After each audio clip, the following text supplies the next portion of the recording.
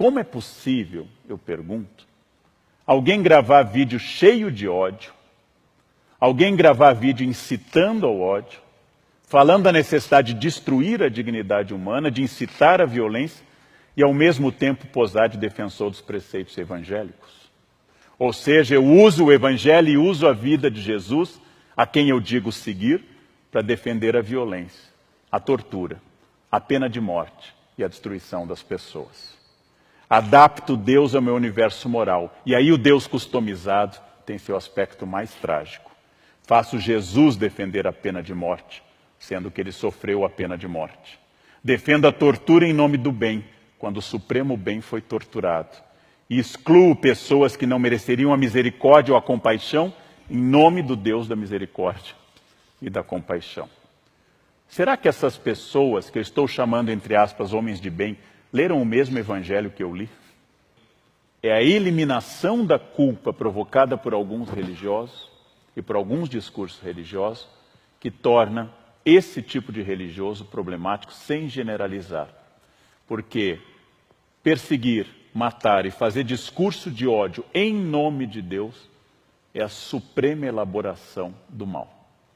Porque eu torno o ódio uma virtude, a exclusão um mérito, e torno o combate ao outro um dever ditado por Deus. Um Deus, naturalmente, que não tem nada a ver com isso. Odiar o pecado e amar o pecador. Fórmula medieval complexa e muito interessante. Eu odeio que você seja um ladrão, porque roubar é errado, fere aos princípios básicos da sociabilidade. Eu odeio que você roube e vou fazer de tudo dentro da lei e dos direitos para que você pare de roubar, porque é errado roubar. Porém, eu não te odeio porque você é um ser humano. Eu odeio o ladrão, não simplesmente o ser humano que rouba. Preceito medieval que foge à nossa ideia de bandido bom é bandido morto. Porque bandido bom é bandido morto é uma frase do paganismo. É uma frase daqueles que não conheceram a Jesus. É frase de um romano sem batismo, de alguém que jamais teve contato com o evangelho e desenvolvia a ideia de que a justiça é a punição e a eliminação de quem eu considero desviante.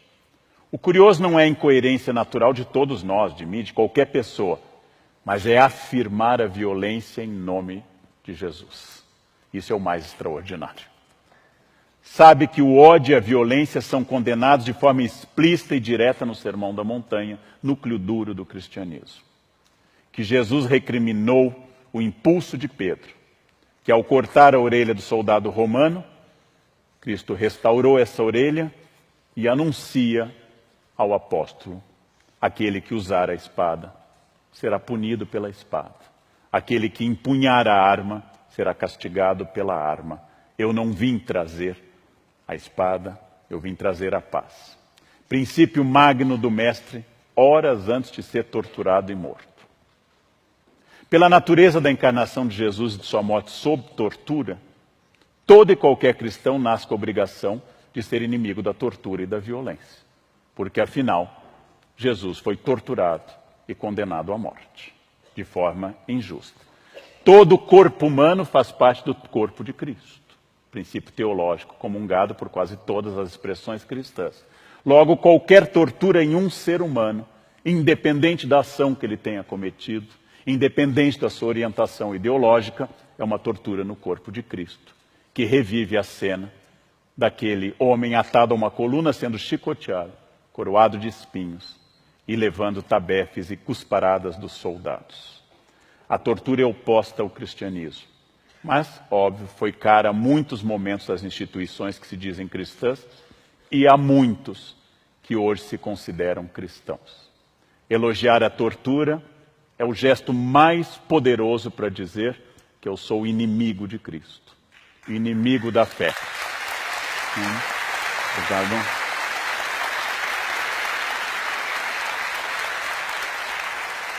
Não que a Bíblia, especialmente o Novo Testamento, proíba qualquer tipo de punição, mas proíbe a destruição do humano. Mesmo que eu tenha que reter alguém para que não seja um perigo social, isso deve ser feito com respeito. Mesmo que a pessoa tenha errado como adúltera, eu não tenho que dizer, atirem à vontade a pedra, porque ela não é uma pessoa de bem. Jesus diz, quem não tiver pecado, atire a primeira pedra. Os homens de bem, entre aspas, porque naturalmente há homens de bem, há mulheres de bem, há pessoas de bem, de fato, mas eu vou usar essa expressão no sentido usual das redes sociais. Os homens de bem proclamam que os direitos humanos são para os humanos direitos. Frase contraditória, que eu ouvi várias vezes. Chamamos em filosofia isso oxímoro, contradição em termos. Ou seja, se são direitos humanos, pertencem a todos os humanos. Pertencem inclusive aos políticos. É tão radical essa frase, que nós devemos dizer que todo senador tem direitos humanos. Todo deputado, todo presidente tem direitos humanos, porque ele é inerente à espécie humana. Não há direitos humanos porque eu pago impostos. Não há direitos humanos porque eu, Leandro, trabalho 14 a 16 horas por dia. Eu não tenho nenhum direito a mais do que a pessoa que não trabalha. Todos temos direitos humanos. Todos. Absolutamente todos, porque, como diz a expressão, são humanos. Com isso, nós temos que pensar que esses achismos, esses truísmos, que entram em conflito aberto com a vida de Jesus, que afinal, se alguém se deu ao trabalho de ler os 4 evangelhos, a frase é absurda.